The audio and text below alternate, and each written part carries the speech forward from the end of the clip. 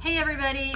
Okay, so I want to take just a few minutes to talk in a bit more detail about the workout plan and what to expect with that. And then I want to offer up today a different perspective on why we want to work out than maybe you have heard in the past. So first of all, let's just talk about the goals with the workout plan. So what the research shows is 3 to 5 days a week of working out really seems to be that sort of sweet spot where you're going to see results, but hopefully not overdoing it and seeing overuse injuries and all that kind of stuff. So the goal is going to be 3 workouts per week. Now what I will do each week is give you 3 targeted workouts, and I'm calling them targeted because we're targeting specific muscle groups, and these are going to be more resistance training based workouts. So what's good about that is that you can do them in your living room. They should all be short but effective. And what's great about resistance training is you are really changing the muscles, so you're revving up your metabolism. You're going to see things like more muscle tone, and it just makes it easier for you to maintain weight loss, if that's one of your goals. Now, that being said, I'm certainly not anti-cardio, and I know a lot of you all are already doing cardio or you want to do cardio, so I'm certainly giving you that option as well. There's going to be an interval program that's progressive each week, so start off with shorter intervals and then they get a little bit more challenging each week. There'll also be some at-home cardio workouts you can do, and then I'll also give you guys some like stretching or yoga workouts each week, so you can supplement those in if you want to. What I would recommend is trying to get at least 2 targeted workouts per week, and then on that 3rd day, if you want to swap out for a cardio or something, you can. Or if you want to, do a cardio or a yoga on the in-between days, you can.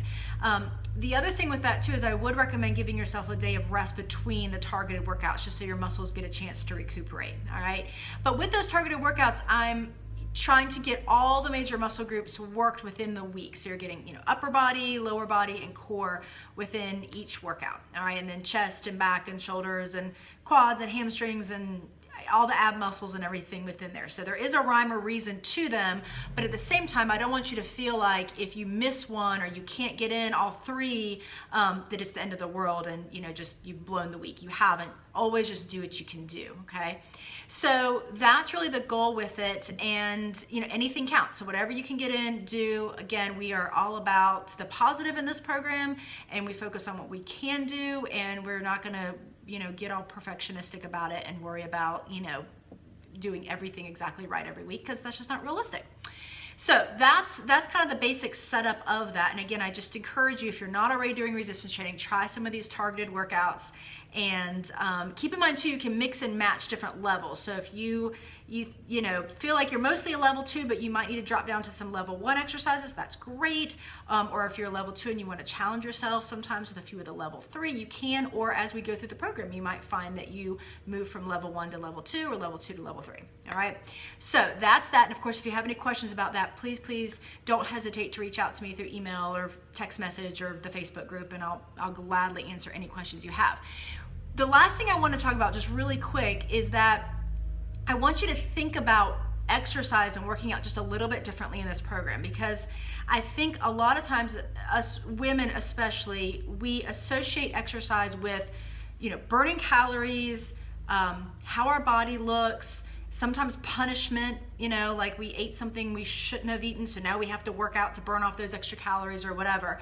And there's certainly nothing wrong with wanting to work out to look good, and to stay at a healthy weight and be healthy and all those things. But the problem is sometimes when we only look at it in that way, it sets us up for kind of an all or nothing mindset, right? Like if I can't put aside exactly 30 minutes, what's the point? Or if I can't be super consistent, what's the point? And so what I want to offer up here as a different way of looking at it is that exercise is also a way that you are communicating with your body, that your mind is really communicating with your body. And we actually have a technical term for that, which we call neuromuscular connection.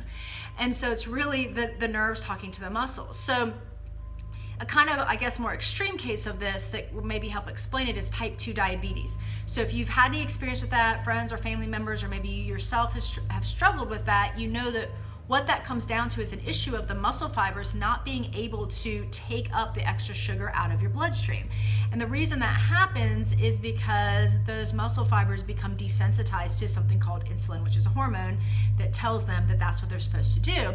And so one of the things that's very, very beneficial for a type 2 diabetic is to start working out, because what it does is it forces those muscle fibers to get resensitized to insulin and to start basically doing their job again in terms of taking up extra sugar.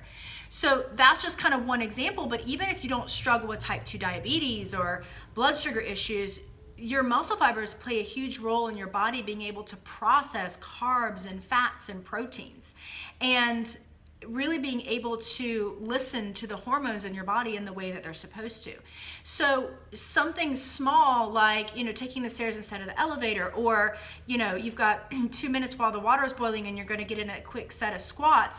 Sometimes we might think, does that really count? And I want to say, yeah, it really, really does. Those little things really do add up. And again, each time you do that, you're communicating something to your body about how you want it to function, how you want it to work, and it's helping those fibers be able to process things in your body more effectively, okay?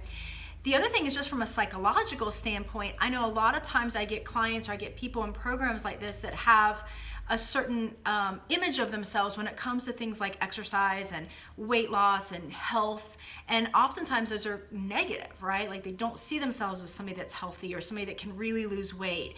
And so again, when we're looking for these little opportunities to fit this stuff in, it can be a kind of a gateway to making other choices that help us be healthier. So, if you're the person, if you identify as, hey, I'm somebody that while the water is boiling, I'm going to do a quick set of squats, and you start to see yourself as that person, that's also the person that's going to make sure, they're drinking enough water, or they're adding an extra vegetable at dinner, or whatever else. And we'll be talking about more things that you can do throughout the 12 weeks.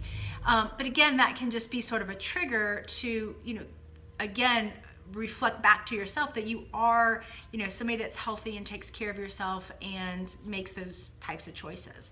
So just some different ways to look at it. And again, while you're in this program, and again, really beyond, I don't want you to have an all or nothing kind of mindset around exercise. Sneak it in where you can, do what you can, be proud of yourself for whatever you can do. And, you really will start to see the results and the benefits from that. It really will kind of compile over time. So anyway, that is it for now with the exercise program. Again, if you have any questions, please let me know.